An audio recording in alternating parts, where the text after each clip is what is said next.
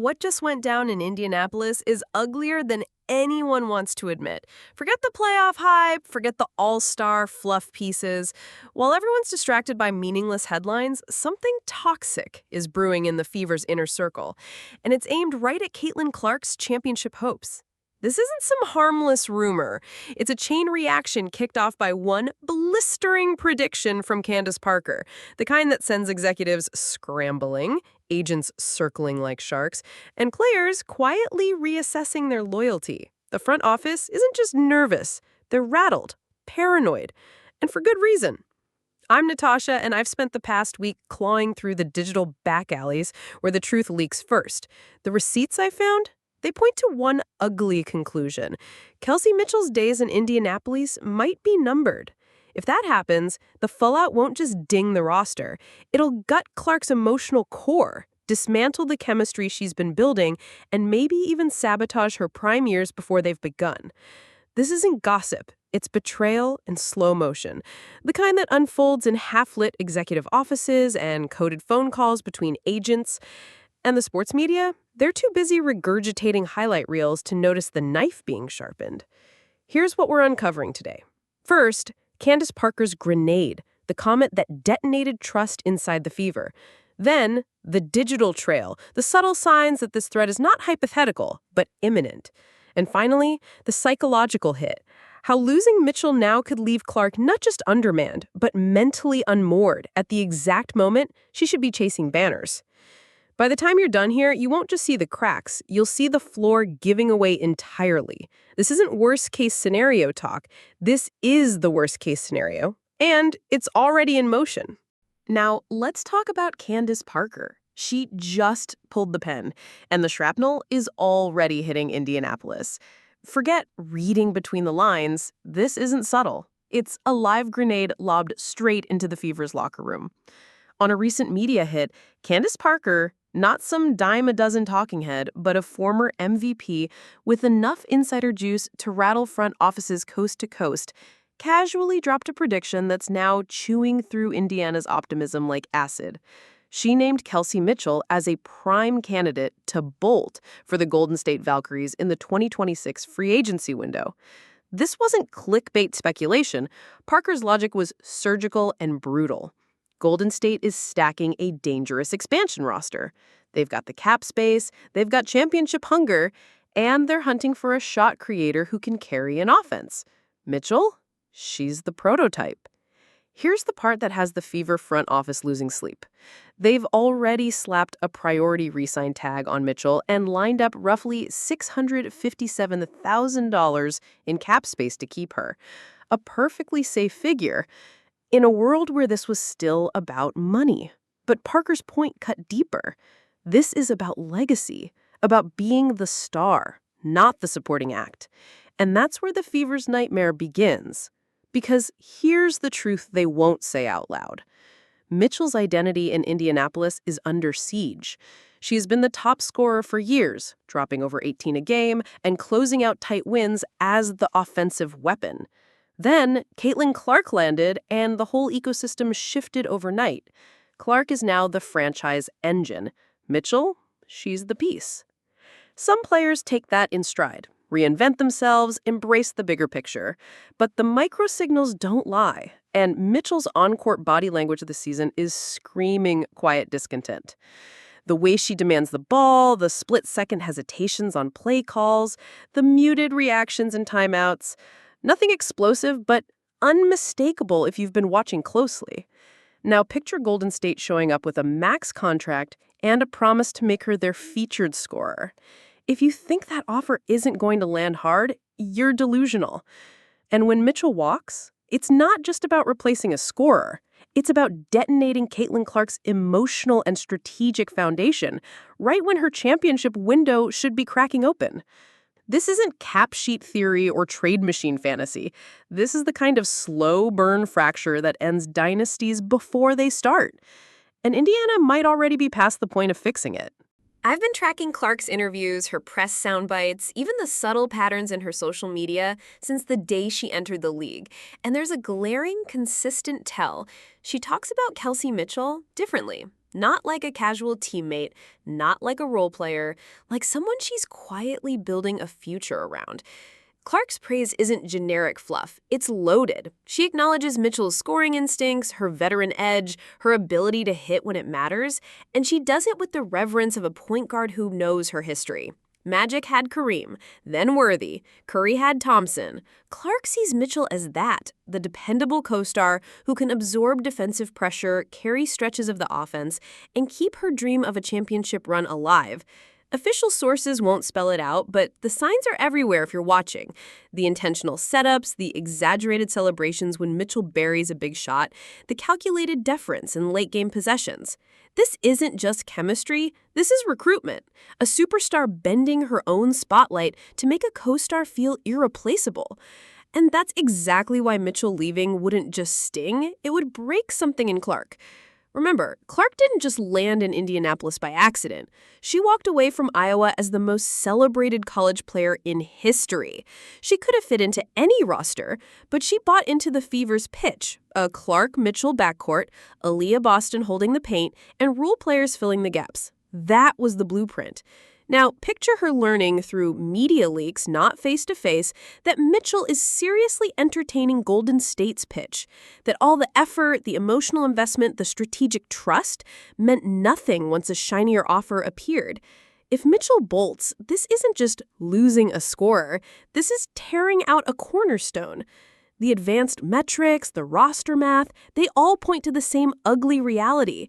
Indiana's championship infrastructure collapses without Mitchell. The path Clark thought she was on doesn't just get harder, it disappears. Now let's get real about the numbers, because they're damning. Mitchell isn't just dropping 16.6 points a night. She's doing it on 45% shooting from the field and 40% from deep. Those are not solid role player stats. That's the efficiency profile of a legitimate top-tier scorer. And unlike the specialists who only look good when everything clicks, Mitchell creates her own shots. When Clark gets swarmed, when the playbook sputters, when the clock's bleeding out, she manufactures buckets out of nothing. That's the currency of a superstar, and it's scarce in this league. Yes, you can plug in a system player to stand in a corner and wait for kickouts, but you can't fake the ability to carve through a set defense and still score efficiently. Players like that don't just appear. You either draft one or you poach one. And the poaching price is blood. If Mitchell bolts for Golden State, Indiana's not just losing a scorer, they're detonating their offensive backbone. They technically have cap space, sure, but in a market where every team is hunting for proven firepower, they'd be stuck overpaying for someone older, slower, or both. That's not reload, that's start over. But here's the part nobody wants to touch: the damage to Caitlin Clark's reputation. I've been watching the online conversation turn. There's a growing whisper that Clark is hard to play with, that she monopolizes possessions, that veterans don't want to trim their games to fit her orbit. None of it's been proven, but that doesn't matter. In pro sports, perception isn't just dangerous, it's contagious. And free agents don't sign with bad fit stars. If Mitchell bolts and the story shifts to players don't stay in Indianapolis, Clark's not just losing her co-star, she's losing leverage. Without leverage, you can't recruit. Without recruits, you don't contend. And without contention, the championship timeline everyone's been hyping is just a nice piece of fiction collecting dust. The Fever front office is already acting like the Mitchell era is over. Let's stop pretending this is just free agency chatter. The signs coming out of Indianapolis aren't normal. They're the unmistakable tremors of a franchise bracing for an earthquake. And the epicenter is Kelsey Mitchell. Nothing has been officially confirmed, of course. The public line is still all smiles and priority re-sign soundbites. But if you pay attention to the private moves, the calls, the back-channel texts, the discreet agent meetings, you start to see a much darker picture. Multiple industry sources confirm the Fever have been quietly probing the market for players who could, in theory, fill Mitchell's role. That's not business as usual. That's contingency planning born out of fear. And in pro sports, you don't start contingency planning for your priority unless you've already begun to doubt she's coming back. The temperature online only reinforces that something deeper is brewing. The social media conversation around Mitchell isn't the standard will they, won't they contract debate. It's tinged with suspicion, frustration, and an undercurrent of inevitability. The tone feels less like speculation and more like preparation for bad news. Behind the scenes, the Fever's front office is showing all the classic signs of a team in panic mode. I've been connecting dots from multiple insider reports, and the patterns are hard to miss. There's trade chatter about sending Turner and a second-round pick to Washington from Misha Hines-Allen. There are whispers about exploratory talks with Gabby Williams' camp. These aren't blockbuster moves. These aren't final pieces of the puzzle trades. These are patch jobs, the kinds of desperate measures teams take when they know a foundational piece is about to be ripped out and they have to keep their superstar from walking into the GM's office demanding answers. And that superstar is Caitlin Clark. The Fever's unspoken fear isn't just losing Mitchell. It's about sending a league-wide signal that Indianapolis can't keep its elite talent happy. And once that perception takes root, it spreads like a virus. It becomes a self-fulfilling prophecy. Stars avoid you, the team gets weaker, losses pile up, and the cycle repeats. The truly terrifying part, this whole thing could detonate almost overnight. Mitchell could make her decision in the offseason, and by the time the 2026 season tips off, the entire conversation around Indiana could be unrecognizable. Instead of asking, can Clark and Mitchell win it all together, the narrative shifts to how long before Clark starts looking for an exit. So what does Clark do when the co-star she's banked her championship hopes on is 1 foot out the door? How does she process the possibility that her carefully cultivated partnership is about to get ripped away by a team offering brighter lights and a clearer hierarchy? The signals from Clark's recent interviews and social media posts are subtle, but telling. She's been praising other teammates more than usual, weaving in language about roster flexibility and organizational vision. Those aren't throwaway phrases. Clark is smart enough to know that publicly begging Mitchell to stay could backfire. She's also competitive enough to start gaming out backup plans, even if she won't say that part out loud. You can see it in her on-court and off-court shifts. She's talking more about the Fever's championship potential, even when the team's been maddeningly inconsistent. She's hyping the front office's commitment to winning and its willingness to make necessary moves. But that sounds less like a confident endorsement and more like a player trying to convince herself that Indianapolis is still the right place for her. And then there's the other, more dangerous interpretation. Clark isn't just being a good teammate. She's taking on the role of shadow GM. Her increased recruiting of other players, the constant chemistry talk in interviews, the veiled critiques of roster construction, they all point to a star who's losing faith in the people paid to build around her. That's a huge red flag. In pro sports, when your franchise player starts personally steering personnel decisions, it usually means they don't trust management to get it right. And if Clark is already sliding into that mode before Mitchell walks, imagine her state of mind if the recruitment fails and Mitchell bolts anyway. Zooming out, this isn't just about Indiana losing one player. This is about the WNBA's most marketable star getting a crash course in one of pro basketball's ugliest truths. Loyalty doesn't buy championships. Look at Golden State. Their expansion playbook isn't just draft young and hope. They're targeting prime, proven players trapped on teams wasting their championship windows. Mitchell is practically their dream profile. Elite scorer, proven under pressure, ready-made headliner. If the Valkyries pry her away from Clark's team, the message to the rest of the league is deafening. Stay loyal if you want, but the moment a better situation calls, your franchise can't protect you. That would change the way every star in the WNBA thinks about their career trajectory. For Clark, it becomes a live experiment. Can her individual greatness overcome a front office's shortcomings? She can fill arenas, she can drive offensive systems by herself, but can she convince top-tier talent to plant roots in a mid-market city when flashier franchises dangle max deals and ring-chasing rosters in front of them? The answer won't just shape Clark's legacy, it could redefine the competitive balance of the entire league. And the clock to that answer might already be ticking. Official sources won't tell you this. They'll smile for cameras, keep press statements bland, and insist everything is on track. But if you follow the digital breadcrumbs and listen to the quiet chatter from inside league circles, you'll find multiple executives watching the Kelsey Mitchell situation like hawks. Why? Because if Indiana can't keep their second best player, it sends a shiver through every small market franchise in the WNBA. It's the kind of failure that raises a dangerous question. Can a team like the Fever ever build a sustainable championship roster before the window slams shut? And here's the kicker. That window is already creaking. Caitlin Clark is 23. Right now, she's on the runway to her prime, the golden stretch of a basketball career. In theory, she's got a decade of elite performance in her. In reality, championship windows don't last a decade. They flicker open for a few precious years, and then they close, often for good. To win, you need three things: a perfectly timed roster, a front office with the guts and competence to make big moves, and just enough luck to dodge major injuries and chemistry implosions. If Mitchell walks and Indiana spends 2026 cobbling together a patchwork supporting cast, that's one wasted year. If those replacements flop and they're rebuilding again in 2027, that's two. Suddenly, Clark is 26 or 27, smack in the middle of her prime, with nothing to show but highlight reels and what-if conversations.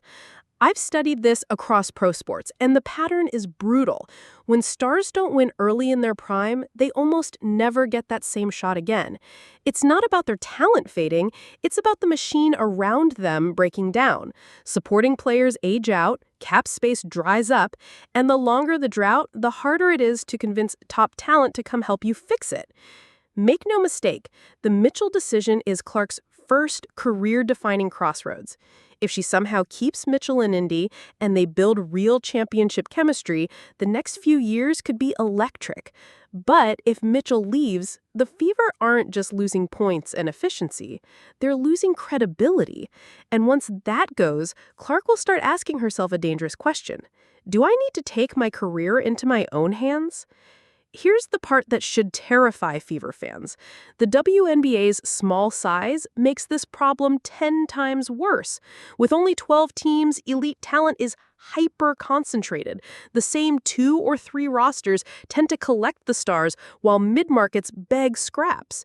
If Clark can't keep someone like Mitchell, how will she convince any other elite free agent that Indianapolis is a real championship destination and not just a stepping stone?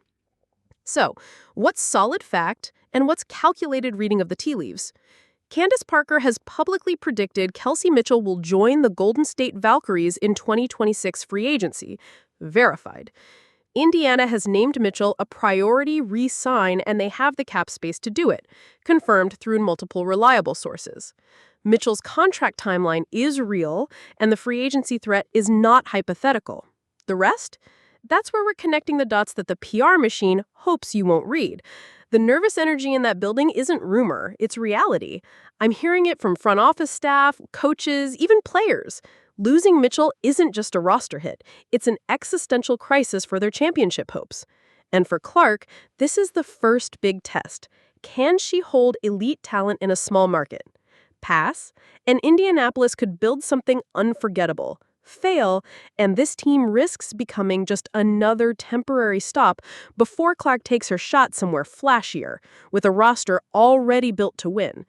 The drama here isn't years away, it's unfolding in real time. We're talking about decisions that will be made within months, not years. Decisions that could send shockwaves through the league and reshape the competitive balance for seasons to come. Because this isn't just about Kelsey Mitchell's next contract. It's about whether Caitlin Clark's prime will be spent chasing titles or chasing flights out of Indianapolis. And here's the nightmare scenario the Fever brass won't say out loud. If Golden State lands Mitchell, it tells every other star in the WNBA loyalty is worthless if your team can't build around you. That's not just a recruiting problem, that's the beginning of a death spiral for a franchise's reputation. The clock is ticking, the margin for error is razor thin, and if Indiana doesn't play this perfectly, we could be talking about Caitlin Clark's exit strategy before we even get to her first deep playoff run. So, does Mitchell stay loyal, Or does Golden State's pitch blow up everything Indiana thought it was building? The decision's coming, the consequences will be brutal, and for the Fever and for Clark, there's no do-over.